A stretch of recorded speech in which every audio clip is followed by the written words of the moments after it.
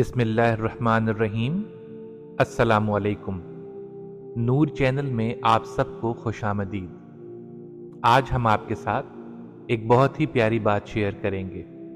हमारी ये बात तवील है, लिहाजा इस वीडियो को 2 हिस्सों में तकसीम किया जाएगा। तो आइए बात शुरू करते हैं। ज़मीन व आसमान की तख्लीक के बाद अल्लाह ताला की एक तख्लीक है जिसे हम मलाइका या फरिश्ते भी कहते हैं। फरिश्ते हमसे बहुत पहले पैदा किए गए और हमारी नज़रों से ओझल यानी छुपे हुए हैं। फरिश्तों की मौजूदगी का एहसास या उनका मानना हमारे बुनियादी इस्लामी तालीमात और ईमान का हिस्सा हैं। सूरह बकरा की आयत नंबर 177 और 285 में फरिश्तों पर यकीन रखना हमारे ईमान का हिस्सा बताया गया है।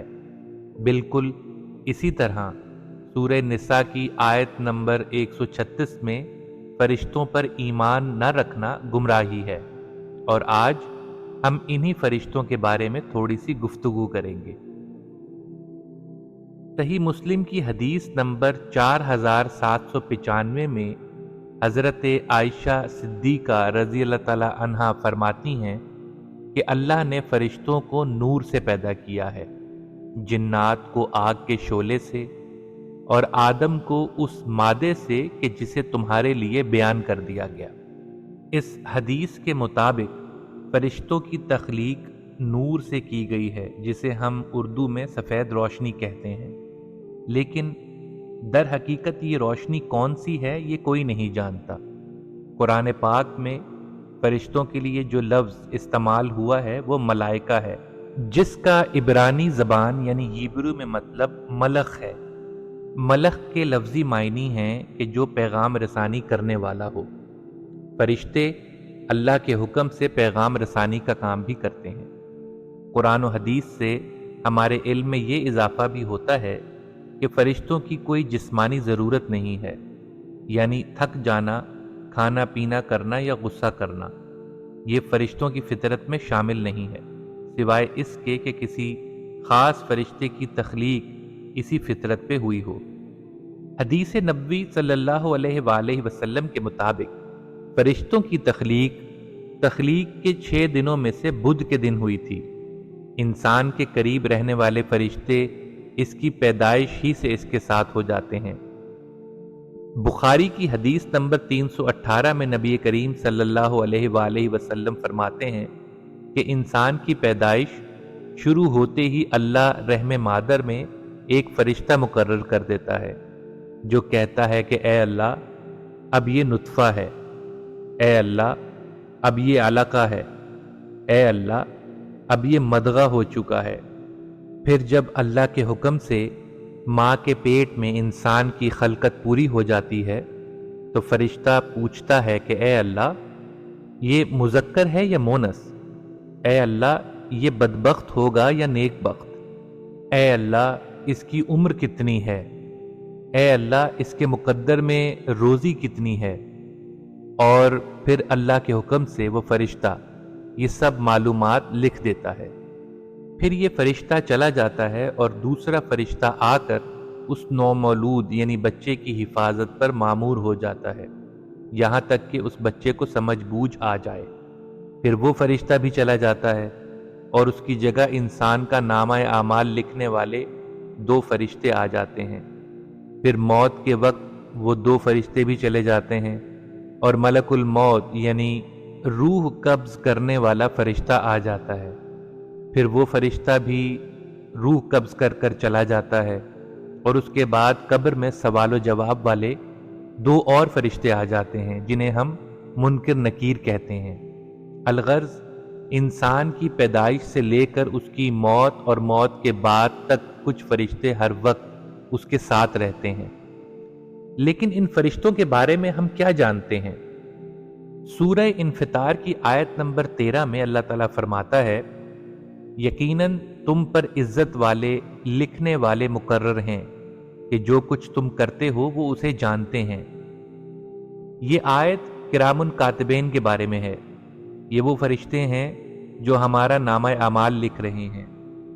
اس کو کرامن یعنی باعزت اس لیے کہا جاتا ہے کہ حضرت ابن عباس رضی اللہ تعالیٰ عنہ سے روایت ہے کہ نبی کریم صلی اللہ علیہ وآلہ وسلم نے فرمایا کہ انہیں باعزت اس لیے کہتے ہیں کہ اللہ نے انہیں بہترین اخلاق سکھائے ہیں۔ یہ کبھی اعمال کے وقت انسان سے پیچھے ہٹ جاتے ہیں، اور ابن ابی حاتم کے مطابق یہ دو فرشتے دو حالتوں میں انسان سے پیچھے ہٹ جاتے ہیں، ایک تو حالت جنابت میں اور دوسرا غسل کی حالت میں۔ قرآن کریم کی سورہ رعد کی 11 نمبر آیت میں اللہ تعالیٰ فرماتا ہے کہ اس کے لیے اس کے آگے اور پیچھے معقبات مقرر ہیں جو کہ اللہ کے حکم سے اس کی حفاظت کرتے ہیں۔ معقبات انسان کے آگے اور پیچھے مقرر ہوئے فرشتے ہیں جو انسان کی حفاظت کرتے ہیں۔ تفسیر ابن جریر میں حضرت عثمان رضی اللہ تعالیٰ عنہ نے نبی کریم صلی اللہ علیہ وآلہ وسلم سے پوچھا کہ یا رسول اللہ، انسان کے ساتھ کتنے فرشتے ہوتے ہیں؟ تو آپ نے 10 فرشتوں کا ذکر کیا، جن میں سے ایک حلق کی حفاظت کرتا ہے، 2 فرشتے آنکھوں کی حفاظت کرتے ہیں۔ حضرت علی رضی اللہ تعالیٰ عنہ سے روایت ہے کہ آپ صلی اللہ علیہ وآلہ وسلم نے فرمایا کہ انسان کے ساتھ اس کی حفاظت کرنے والے فرشتے مقرر ہیں، اور اگر اللہ کی مرضی نہ ہو تو کوئی شخص کسی کو چاہ کر بھی قتل نہیں کر سکتا، اور یہ فرشتے اس سے صرف 2 حالتوں میں الگ ہوتے ہیں، ایک کہ جب تقدیر میں لکھا ہوا سامنے آ جائے، یا پھر جب موت کا وقت آ جائے۔ سورہ طارق کی آیت نمبر 4 میں اللہ تعالیٰ فرماتا ہے کہ کوئی ایسا نہیں کہ جس پر فرشتہ مقرر نہ ہو، لیکن اللہ کے خاص لوگوں کے لیے حفاظت بھی پھر خاص ہو جاتی ہے۔ مثلا بخاری کی حدیث نمبر 4054 میں آتا ہے کہ حضرت سعد بن ابی وقاص رضی اللہ تعالیٰ عنہ نے غزوہ احد کے موقع پر دیکھا کہ 2 لوگ سفید کپڑوں میں ملبوس نبی کریم صلی اللہ علیہ وآلہ وسلم کو اپنی حفاظت میں لیے بڑی سختی کے ساتھ کفار کے ساتھ لڑ رہے ہیں۔ حضرت سعد فرماتے ہیں کہ ان دونوں کو میں نے نہ تو پہلے کبھی دیکھا تھا اور نہ ہی کبھی بعد میں دیکھا۔ قرآن کریم کی سورہ سجدہ کی آیت نمبر 11 میں اللہ تعالیٰ فرماتا ہے، کہہ دیں کہ تمہیں موت کا فرشتہ موت دے گا جو تم پر مقرر کیا گیا ہے۔ موت کے فرشتے کو قرآن کریم میں صرف ملک الموت ہی کہہ کر بلایا گیا ہے، اور ابن ابی حاتم میں ایک حدیث ہے کہ نبی کریم صلی اللہ علیہ وآلہ وسلم نے فرمایا کہ ملک الموت زمین کے تمام بحری اور بری علاقوں سے واقف ہے۔ وہ اس میں رہنے والوں کے بارے میں روزانہ 5 مرتبہ تحقیق کرتے ہیں کہ ان میں سے کس کی موت کا وقت آ چکا ہے، لیکن اللہ کے حکم کے بغیر وہ چاہ کر بھی کسی کی روح کو قبض نہیں کر سکتے۔ اسلام میں موت کے فرشتے یعنی ملک الموت کو اسرائیل کے نام سے منسوب کیا جاتا ہے، اور یہاں ایک انفارمیشن دے دوں کہ سکھ مذہب میں بھی اسرائیل نامی فرشتے کا ذکر ہے جو لوگوں کی روحیں قبض کرتا ہے۔ اس کا ذکر ان کی مقدس کتاب گرو گرنتھ میں ہے۔ ملک الموت کے فرشتے کے علاوہ ان کے زیر حکم 2 اور فرشتے ہیں، اور اس کا ذکر قرآن کریم کی سورہ نازیات میں آتا ہے۔ اگر آپ سورہ نازیات کی پہلی 5 آیات پڑھیں تو آپ کو 5 نام نظر آئیں گے: نازیات، ناشطات، سابحات، سابقات اور مدبرات۔ نازیات وہ فرشتے ہیں کہ جو موت کے وقت جسم میں ڈوب کر سختی سے جان نکالتے ہیں۔ ناشطات وہ فرشتے ہیں کہ جو بڑی نرمی اور آہستگی سے جان نکالتے ہیں۔ قبر کے فرشتوں کا تفصیلی ذکر احادیث میں ملتا ہے۔ جامع ترمذی کی حدیث نمبر 1071 میں نبی کریم صلی اللہ علیہ وآلہ وسلم نے فرمایا کہ جب تم میں سے کسی کو دفنایا جاتا ہے تو اس کے پاس کالے رنگ اور نیلی آنکھوں والے 2 فرشتے آتے ہیں، ان میں سے ایک کو منکر اور دوسرے کو نکیر کہتے ہیں۔ بخاری کی حدیث نمبر 922 کے مطابق نبی کریم صلی اللہ علیہ وآلہ وسلم نے فرمایا کہ قبروں میں تمہاری آزمائش ایسے ہوگی کہ جیسے کانے دجال کے سامنے یا پھر اس کے قریب قریب۔ مسند احمد کی ایک حدیث ہے 3029، اس میں نبی کریم صلی اللہ علیہ وآلہ وسلم نے ارشاد فرمایا کہ کافر کی قبر میں ایک فرشتہ مسلط کیا جاتا ہے، وہ فرشتہ اندھا، گونگا اور بہرا ہوتا ہے، اور اس کے ہاتھ میں ایک ایسا گرز ہوتا ہے کہ اگر اسے کسی بڑے پہاڑ پہ مارا جائے تو وہ پہاڑ مٹی مٹی ہو جائے۔ ایک سوال پیدا ہوتا ہے کہ آخر یہ فرشتے ہوتے کہاں ہیں؟ ابن ماجہ کی حدیث نمبر 4190 میں نبی کریم صلی اللہ علیہ وآلہ وسلم نے ارشاد فرمایا کہ جو میں آسمان میں دیکھتا ہوں وہ تم نہیں دیکھتے، جو میں سنتا ہوں وہ تم نہیں سنتے۔ آسمان چرچراتا ہے اور اس کا حق ہے کہ وہ چرچرائے، اس میں 4 انگلی کے برابر بھی جگہ خالی نہیں کہ مگر کوئی نہ کوئی فرشتہ اپنا ماتھا ٹکائے اللہ رب العزت کے حضور سجدہ ریز ہے، اور جو کچھ میں جانتا ہوں اگر تمہیں اس کا علم ہو جائے تو تم ہنسو کم اور روگے زیادہ۔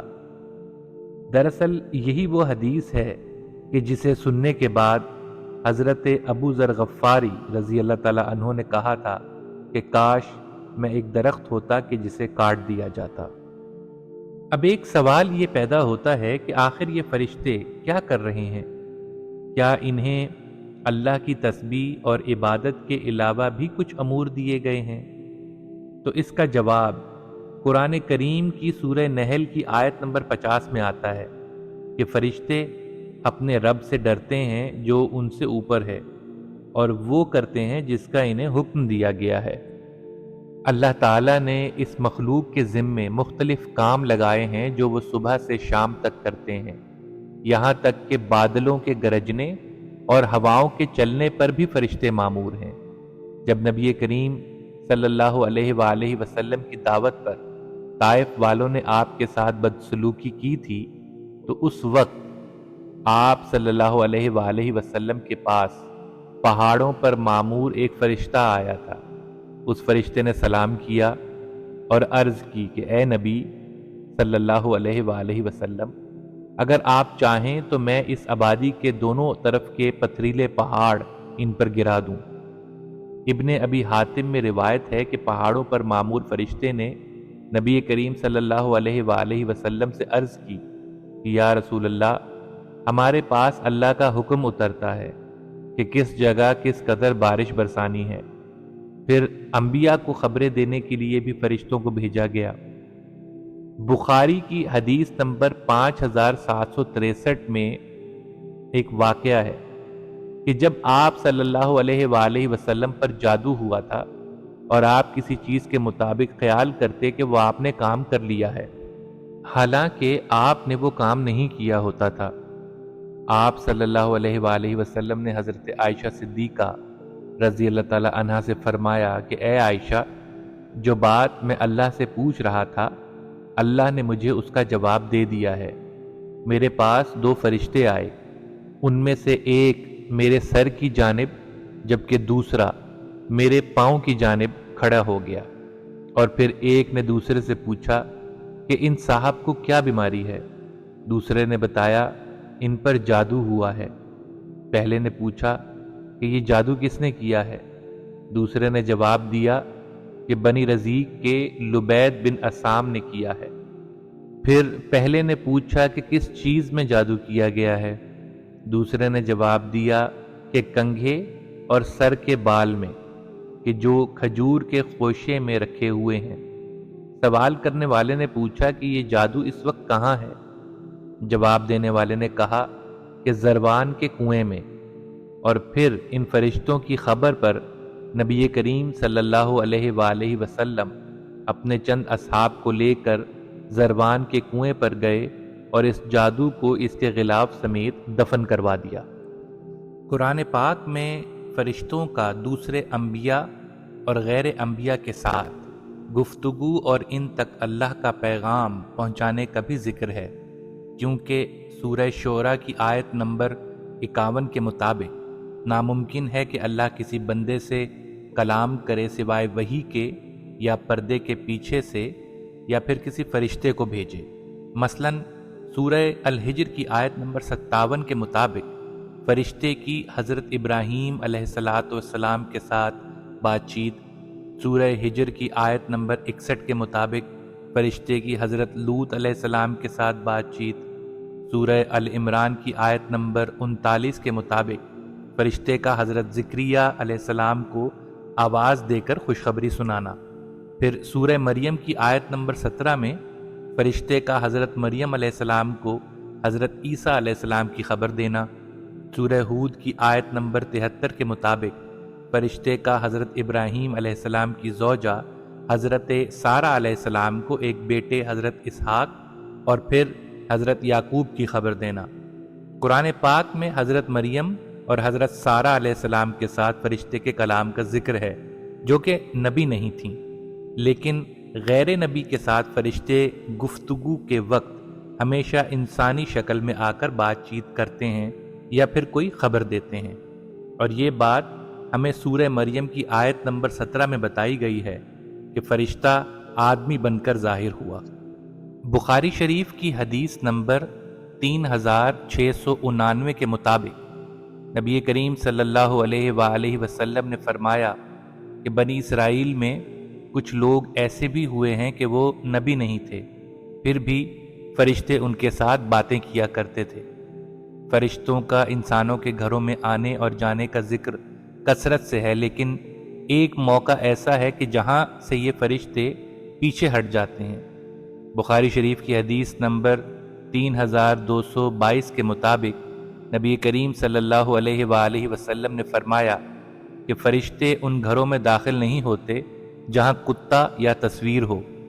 کچھ فرشتے ایسے ہیں کہ جن کا احادیث میں خصوصی طور پر ذکر ملتا ہے۔ امام مسلم کی ایک حدیث ہے 1877۔ ایک مرتبہ حضرت جبرائیل علیہ السلام آپ صلی اللہ علیہ وآلہ وسلم کے پاس بیٹھے ہوئے تھے کہ آسمان سے ایک ایسی آواز آئی کہ جیسے دروازہ کھلنے کی آواز ہوتی ہے۔ حضرت جبرائیل علیہ السلام نے آسمان کی طرف دیکھا اور کہا کہ یا رسول اللہ، آج آسمان میں وہ دروازہ کھلا ہے جو آج سے پہلے کبھی نہیں کھلا، اور پھر اس دروازے سے ایک ایسا فرشتہ اترا کہ جس پر جبرائیل علیہ السلام نے کہا کہ آج وہ فرشتہ آیا ہے جو آج سے پہلے کبھی نہیں آیا۔ اس فرشتے نے نبی کریم صلی اللہ علیہ وآلہ وسلم کی خدمت میں سلام عرض کیا اور مبارکباد دی، اور 2 نور ملنے کی خوشخبری سنائی، اور کہا کہ یہ آپ سے پہلے کبھی کسی نبی کو عطا نہیں ہوئے، لیکن یہ آپ کو دیے جا رہے ہیں۔ ان میں سے پہلا نور سورہ فاتحہ اور دوسرا نور سورہ بقرہ کی آخری 2 آیات ہیں۔ مسند احمد کی ایک حدیث ہے 12421۔ اس میں نبی کریم صلی اللہ علیہ وآلہ وسلم نے حضرت ام سلمہ رضی اللہ تعالی عنہا سے فرمایا کہ مجلس کو درست کر لیں، کیونکہ آج وہ فرشتہ آ رہا ہے جو آج سے پہلے زمین پر کبھی نہیں آیا۔ یہ وہی فرشتہ تھا جس نے آپ صلی اللہ علیہ وآلہ وسلم کو حضرت حسین رضی اللہ تعالی عنہ کی شہادت کی خبر دی تھی، اور وہ مٹی کی ایک بوتل بھی دی تھی جو کربلا کی تھی، اور یہ بوتل نبی کریم صلی اللہ علیہ وآلہ وسلم نے حضرت ام سلمہ رضی اللہ تعالی عنہ کو دی کہ جب حسین رضی اللہ تعالی عنہ شہید ہوں گے تو یہ مٹی سرخ ہو جائے گی۔ اللہ اکبر۔ اب ایک سوال یہ پیدا ہوتا ہے کہ آخر یہ فرشتے آسمان سے آتے کیسے ہیں یا پھر واپس آسمان پر کیسے جاتے ہیں؟ سورہ معارج کی 4 آیت سے پتہ چلتا ہے کہ یہ ایسے راستوں کے ذریعے اترتے ہیں اور چڑھتے ہیں جو کہ دراصل راستے ہی ہیں۔ اس آیت کے مطابق یہ وہ راستے ہیں کہ جن کے ذریعے فرشتہ 50,000 سال کا سفر صرف ایک دن میں طے کر لیتا ہے، بلکہ جامعہ ترمذی میں حدیث نمبر 3582 میں ان فرشتوں کا ان راستوں کو استعمال کرنے کا طریقہ بھی لکھا ہوا ہے کہ کوئی بھی فرشتہ زمین سے لا حول ولا قوت الا باللہ کہے بغیر نہیں اڑ سکتا یا نہیں اٹھ سکتا۔ 3 फरिश्ते ऐसे हैं कि जिनका ज़्यादा जिक्र नहीं मिलता, लेकिन जिन मुकामात पे ये फरिश्ते फायज हैं वो बहुत हैरत अंगेज़ हैं। पहला फरिश्ता जिसका नाम इरताईल है, जो इंसान के दिल से रंजो गम को दूर करता है। दूसरा फरिश्ता हज़रत काब बिन ahbar से मिली एक रिवायत में है कि हज़रत काब कहते हैं कि जन्नत में एक ऐसा फरिश्ता है जिसका नाम मैं जानता हूँ। वो जन्नतियों के लिए जेवर बना रहा है और वो क़यामत तक इसी काम में मगन रहेगा। और अगर इसके बनाए हुए जेवरात में से एक कंगन दुनिया में आ जाए तो सूरज की रोशनी इस तरह मध्यम पड़ जाएगी कि जैसे सूरज के निकलने पर चांद मान पड़ जाता है। और तीसरा नाम सूरह कहफ वाले जुल्कुरनैन का है, जिन्हें कुछ उलमा हज़रत उमर रज़ी अल्लाह ताला अन्हो के कौल के मुताबिक फरिश्ता ही मानते हैं। वल्लाह बिल आलम। अब यहाँ से आगे मैं आपको आसमानों के फरिश्तों की तरफ लेकर जाऊंगा, जहाँ चंद बड़े और बहुत ही ताकतवर फरिश्ते मिलते हैं। इन आसमानों के बारे में एक वीडियो मैंने माजी में की है, अगर आपने वो नहीं देखी तो मैं पहले रिकमेंड करूंगा कि आप उसको देख लें, क्योंकि इसमें इन आसमानों की ज़्यादा डिटेल्स मौजूद हैं। और इस वीडियो में मैं ज़्यादा डिटेल में तो नहीं जाऊंगा, वरना ये वीडियो लंबी हो जाएगी और फिर नाजरीन की दिलचस्पी नहीं रहती। आपकी आसानी के लिए इस वीडियो के डिस्क्रिप्शन में उस वीडियो का लिंक ज़रूर शेयर कर दूंगा। जो हदीस मिराज हज़रत इब्ने अब्बास रज़ी अल्लाह ताला अन्हो से मरवी है, इसमें मिराज की रात नबी करीम सल्लल्लाहु अलैहि वसल्लम के कई फरिश्तों को देखने का जिक्र मिलता है। और फिर आगे चलकर 10वीं सदी के आलिम अबू इसहाक ने अपनी तस्वीर में फरिश्तों के मुताबिक बहुत गहराई में बात की है, जिसमें वो पहले आसमान रीका में मौजूद एक फरिश्ते का बताते हैं कि उसका नाम हबीब है। वो ऐसा फरिश्ता है कि जिसका आधा जिस्म बर्फ़ से बना है और आधा आग से। ऐसी बर्फ़ कि ना वो आग को बुझाती है और ना ही ऐसी आग जो बर्फ़ को पिघलाती है। इस तफसीर में आए तीसरे आसमान यानी कैदूम में 70,000 वाले सर के एक फरिश्ते का भी जिक्र है, जिसके हर सर में 70,000 ज़बानें हैं और हर ज़बान पर 70,000 लुगात यानी लैंग्वेजेस हैं। और इन तमाम ज़बानों से वो अल्लाह ताला की तस्बीह बयान कर रहा है, और अल्लाह इसकी हर तस्बीह से एक ऐसे फरिश्ते को पैदा करता है कि वो दूसरे फरिश्तों को तो देख सकते हैं, लेकिन दूसरे फरिश्ते इन्हें नहीं देख सकते।